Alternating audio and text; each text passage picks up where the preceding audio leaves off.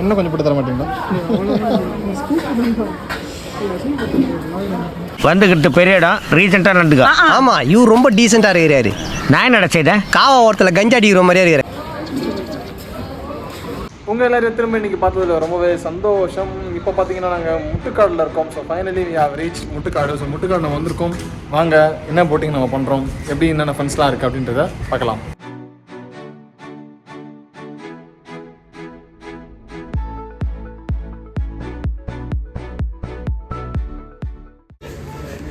ஆஹா, அற்புதம். இந்த மாதிரி ஒரு பர்ஃபெக்டான ஜாக்கெட் நான் பார்த்தது கிடையாது. 44 size boat neck princess cut blouse check பார்த்துலாமா?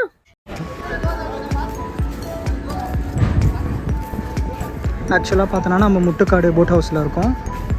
View நல்லா இருக்குது, நல்ல கிளைமேட்டும் கூட. அதாவது நாங்கள் எடுத்தது பார்த்திங்கன்னா ரோ போட் 3 பேர்த்துக்கு 350. ஸோ இந்த இடத்துக்கு வந்ததுக்கப்புறம் பார்த்தீங்கன்னா என்னோட சின்ன வயசு ஞாபகம்லாம் வருது. சின்ன வயசுலாம் பார்த்தீங்கன்னா ஃபேமிலியோட வந்திருக்கேன். ஃபேமிலியை தவிர்த்து ஃப்ரெண்ட்ஸோட இப்போ தான் நான் ஃபஸ்ட் டைம் பார்த்தீங்கன்னா வந்து முட்டுக்காடு போட் ஹவுஸ் வந்திருக்கோம். எனக்கும் இதான் ஃபஸ்ட் டைம். எனக்கும் இதான் ஃபஸ்ட் டைம். எனக்கும் ஃபஸ்ட் டைம். ஸோ எப்படி இருக்குன்னு நாங்கள் என்னென்ன ஃபன் பண்ணுறோம் பாருங்கள். Stay tune. நீங்கள் முன்னாடி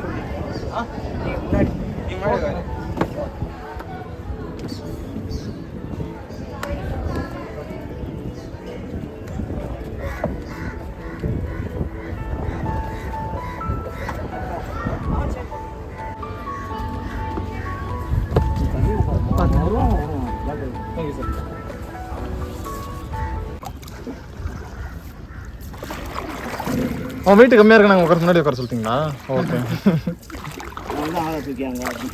ஓகே. நீங்கள் நான் எப்படி பாட்ட முடியும்? நான் துடு போகணும்னா போட்டு ஆட்டுவேன். இதெல்லாம் இந்த பக்கம் தள்ளி இந்த பக்கம் தள்ளி வரணுமா? ஓகே. தானே ஆடுமா அது? பேலன்ஸ் இல்லைனா ஆடும். ஓ, வெயிட் அதுதான். நீ அந்த பக்கம், நீ அந்த எக்ஸ்ட்ரீம் கார்னர். ஓகே. ஆட்டுறதெல்லாம் நான் தான். ஓகே. தானா ஆடாது. அங்கே பாரு குடிமராமத்து பணிகள் பண்ணுறாங்க பாரு தூரத்தில், தெரியுதா? பீச்சுக்கா?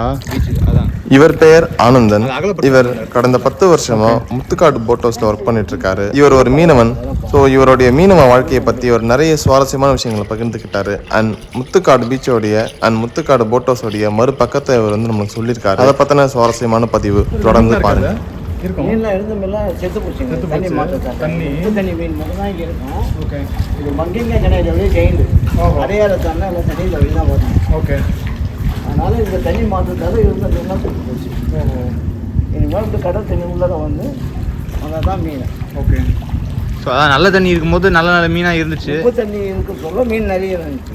இந்த கழிவு தண்ணியெல்லாம் போகிறதுனால இருந்த மீன்லாம் எல்லாம் செத்து போச்சு. அது எதுவும் உங்கள் பண்ணல கலக்காமல் இருக்கிறதுக்கு எதுவும் பண்ணல அவங்க? அது என்ன பண்ண முடியும்? இது ஃபிஷிங்கில் லொக்கேஷன் இருக்குது. மீன் பிடிக்கிற இடம். மீன் பிடிக்கிற வேறு ஒன்று தண்ணி மாறி வந்தால் தான் அது செய்ய முடியும். முத்துக்காடு போட் ஹவுஸில் வந்து போட்டில் போயிட்டுருக்கோம். நம்ம கூட வந்து ஆனந்தன் சார் இருக்கார். ஸோ சார் சொல்லுங்கள், எத்தனை வருஷமாக நீங்கள்? நான் ஒரு 10 வருஷமாக இங்கே முத்துக்காடில் ஒர்க் பண்ணுறீங்க. Okay, super sir. ஸோ நீங்கள் இது வரைக்கும் எப்படி எல்லாரும் ஒரே மாதிரி தான் இருக்குமா, இல்லை வித்தியாசமாக ஏதாவது அனுபவங்கள் இருக்காங்க உங்களுக்கு? வித்தியாசமான அனுபவம்லாம் இருக்கும், நிறைய இருக்கும். எந்த மாதிரி ஏதாவது? தண்ணி போட்டு வருவாங்க. சார் தண்ணி போட்டு வருவாங்க. ஓகே. வேறு லவர்ஸுங்க வருவாங்க. ஓகே. ஃபார்னர் வருவாங்க. அவங்களுக்கு தகுந்த மாதிரி நம்ம மாற்றி இது பண்ணுவீங்க. ஓகே.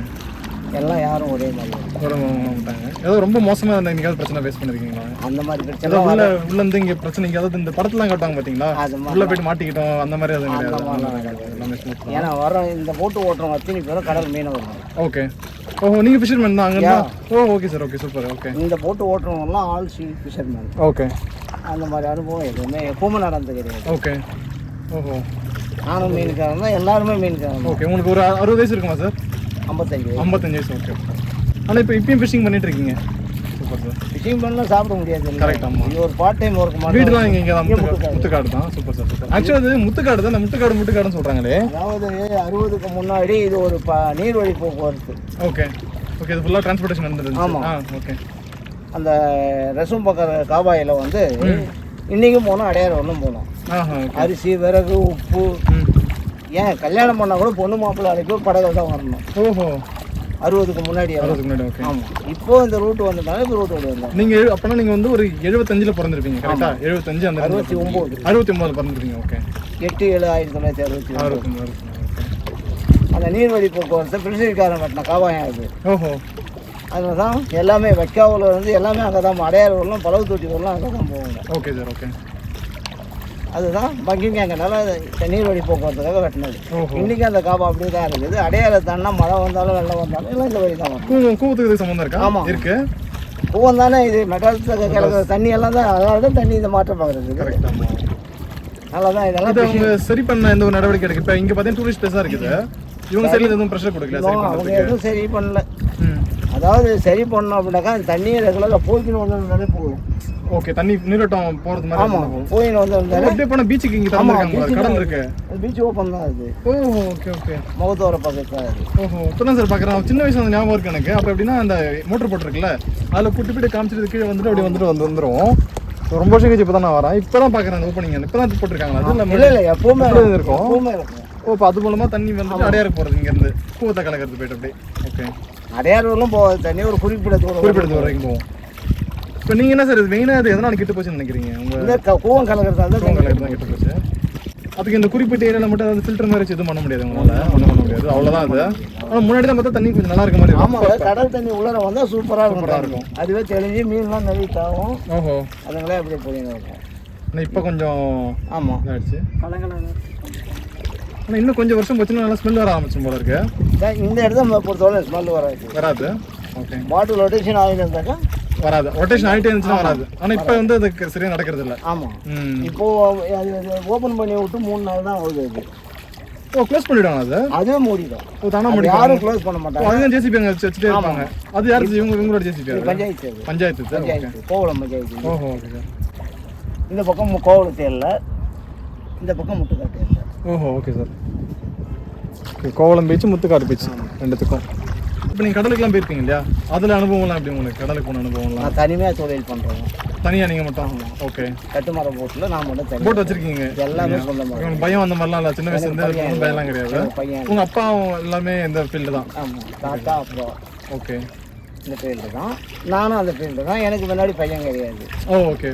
2 பொம்பளை பிள்ளை. கல்யாணம் ஆயிடுச்சிங்களா? 2 பேரும் கல்யாணம் ஆகிடுச்சு. Super super sir. இப்போ கடலுக்கு போறதுக்குன்னு உங்களுக்குன்னு ஒரு நேர அவகாசம் வச்சிருப்பீங்களா? இந்த நேரத்தில் போகணும், இந்த நேரத்தில் போகக்கூடாதுன்னு. மணிக்கு போவோம். ஓகே, காலையில் 8-9 மணிக்கு கரைக்கு வரும். ஓகே. நீங்கள் கடலில் இது வரைக்கும் பேசின ஒரு ரொம்ப மோசமான ஒரு சம்பவம் ஏதாவது இருக்குங்களா? நிறைய இருக்கு அந்த மாதிரி. அது தனியாக போகிறேன்னு சொல்கிறீங்க. தனியாக போகும்போது அலையில் மாட்டி அலைக்கு அந்த பக்கம் போயிட்டா ஒன்றும் இல்லை. போசூல கடல் நார்மலாக இருக்கும். ஓகே. வருஷத்தில் புயல் வந்துடும். இன்னைக்கு காலையில் கூட நாங்கள் கிளம்பும்போது பார்த்தீங்கன்னா ஒரே மழை. இப்போ பார்த்தீங்கன்னா நல்லா வெயில் அடிக்குது. அந்த மாதிரி தான் கடலில் அனுபவத்தை சொல்லணுன்னாக்கா சொல்லி மேடம் சொல்லுங்களா? அது ஆமாம். ஆனால் இந்த இயற்கை சீற்றம் அதெல்லாம் நீங்கள் கடலுக்கு உங்களுக்கு அரசு வந்து பார்த்தீங்கன்னா என்னென்ன காப்பீடு திட்டங்கள் மாதிரி ஏதாவது வச்சிருக்காங்களா? ஏதாவது ஆபத்துனா? ஒரு கஷ்டமாக எந்த ஒரு திட்டமும் கிடையாது. அப்படியா? மழை நிவாரணம்னு கொடுப்போம். அப்போ ஒரு சிறுசேமி போனான்ட்டு நாங்கள் மாதம் கட்டி வந்தோம்னாக்கா 8 மாதம் கட்டினோம்னாக்கா அவன் இந்த 10வது மாதம் தீபாவளி கொடுப்பாங்க. வேறு ஒரு எந்த எங்கள் கிட்ட இருக்க பொருள் எல்லாமே அழுகிற பொருள். ஒரு விவசாயி 1 ஏக்கர் இடம் வாங்கி வச்சுருந்தாக்கா அது விளையிலனாலும் இயற்கை சூழல் மாறுதில்ல. ஒரு நிமிஷம் யாராவது ஒரு கொஸ்டினாக பண்ணுங்க. சரிங்க, நீங்கள் சொல்லுங்கள். இயற்கை எங்களுக்குன்னு இப்போ நான் போக சொல்ல கடல் நல்லா நார்மலாக இருக்கும். வருஷம் திடீர்னு புயல் வந்துடும். இயற்கை நீதி உயிரோட போராடி கரைக்கு வருவோம். நான் அந்த மாதிரி அனுபவம் ஒரு வழி பார்த்தோம் வந்தால் தான் நிர்ணயம்ன்ற மாதிரி. நம்ம உயிருக்கு பயந்தெல்லாம் மீனவனால வாழ முடியாது, போக முடியாது. தொழிலே பண்ண முடியாது. அதான் தொழிலே பண்ண அதுக்கு வரவே கூடாது இல்லையா? எங்கள் தொழில் அப்படி. இப்போ வந்து இப்போ மீன்லாம் பிடிப்பீங்க இல்லையா? ஸோ ஒரு நாளைக்கு உங்களுக்கு எந்த மாதிரி மீன்லாம் மாட்டோம்? எந்த மாதிரி வலை? இப்போ நீங்கள் கட்டுமானு சொல்கிறப்ப சின்னதாக இருக்கும் கரெக்டாக? தனியாக எல்லா மீனுமே மாட்டோம். எல்லா மீனும் நீங்கள் குறிப்பிட்டு இந்த வகை மீன் பிடிக்கணும் அந்த மாதிரி அரேஞ்ச் பண்ணியிருக்கீங்களா நீங்கள்? அதாவது வளர்ன்னு இருந்தாக்கா ஒரே விதமான மீனுங்க மாட்டோம், பல விதமான மீனுங்க மாட்டோம். அதில் வந்து குறிப்பாக மாற்று மீனுங்க எந்த மீன் அப்படின்னாக்கா நிறைய மீனுங்களில் காணாங்கழுத்தி, ஓகே, கவலை, மத்தி அந்த மாதிரி மீனுங்கள்லாம் நிறைய மாட்டோம். ஓகே. அதை எடுத்துகிட்டு வந்து நீங்கள் இந்த மார்க்கெட்டில் நாங்கள் லோக்கல்லே விற்றுருவோம். நாங்கள் பிடிச்சார மீன் 500 மீன். ஆனால் அதனால உங்களுக்கு வந்து எப்படி சொல்கிறது, உங்களுக்கு வந்து அது போதுமான லாபகரமான தொழில். அது நாங்களே விற்றாக்கா லாபகரம். லாபகரம். இப்போ நான் நான் பிடிச்ச வர மீன் என் வீட்டில் இருக்க பொம்பளை கொண்டு விற்றுருவாங்க. அது எங்களுக்கு கையிலையும் காசு கட்ச மாதிரி இருக்கும். இது பண்ணுவாங்க. மற்றவங்க வாங்கிட்டு போனாங்க 2 நாள் 3 நாள் காசு வருது. நீங்கள் இப்போ இந்த சினிமாலாம் பார்ப்பீங்களா சார்? சினிமாலாம் பார்ப்பீங்களா? என்னங்க கொஸ்டின் இது? சினிமா பார்ப்பீங்களா அப்படின்னு கொஸ்டின் இல்லை சார், சில பேர் மீட் பண்ணும்போது அவங்க என்ன பண்ணுவாங்க, சினிமா பார்க்க கேட்டுன்னு வச்சுங்களேன். எப்படி சொல்கிறது, வேலை வெளியிட்டு நம்மளை வந்து ஒரு மாதிரி தான் சொல்லுவாங்க. என்ன பாரு சினிமாலாம் போய் கேட்குறாங்க, பார்க்க மாட்டோம் அப்படின்னு அந்த மாதிரி ஆட்கள் அதெல்லாம் இல்லை. அந்த மாதிரி தான் நீங்களும். ஸோ இப்போ எப்படின்னா இப்போ மரியாதை படம் பார்த்துருப்பீங்களா? மரியான் தனுஷ்னு ஒருத்தர் நடிச்சிருப்பாரு, தனுஷ் படம் மரியான் சொல்லிட்டு. அது எப்படின்னா தனுஷ் வந்து கடலுக்குள்ள போயிட்டு குதிப்பாரு மீன் பிடிக்க போறோம். படங்கள்லாம் வேற எங்கள் நிஜ வாழ்க்கை படத்தையே கோவத்துக்கு பண்ணக்கூடாது, பண்ண முடியாது. பண்ண முடியாது. ஆனால் எப்படிங்க கடலுக்குள்ள குதிச்சிருக்கீங்க? கடலுக்குள்ள குதிக்க முடியாதுங்க, எதுக்க முடியணும். அதாவது மரம் கவுந்தாக்கா மற்ற வேலை பார்க்கணுனாக்கா கடலுக்குள்ள குதிக்க. படத்துக்காக சும்மா ஆமா, வந்ததுக்காக create படம் பண்ணாங்க. வேற நிஜ வாழ்க்கை வாழ்க்கை வேற. வேற. ஓகே. இப்போ ஒருவேளை குதிச்சிட்டோம்னா வெளியே திரும்ப வர முடியாது. ஏன் வரலாமே? இப்போ போட்ட எழுந்து நிற்க சொல்ல கீழே தவறி விழுந்துட்டாக்க ஏறிக்க வேண்டியதான் போட்டு. அந்த மாதிரி. ஏன்னா உள்ள அலைகள் அந்த அளவுக்கு இருக்காது. இந்த எட்டு மட்டும் தான் அலைக்காது, அந்த பக்கம் அலைக்காது. அலைகள் இருக்காது. படம் வேற நிஜ வாழ்க்கை. படத்தோட பண்ணக்கூடாது. இப்போ உங்ககிட்ட இருக்க அந்த கட்டுமரமும் இந்த மாதிரி தான். ஆமாம், அது வேற துடுப்பு, அது வேற துடுப்பு. ஆமாம், அது வேற துடுப்பு, இது வேற துடுப்பு.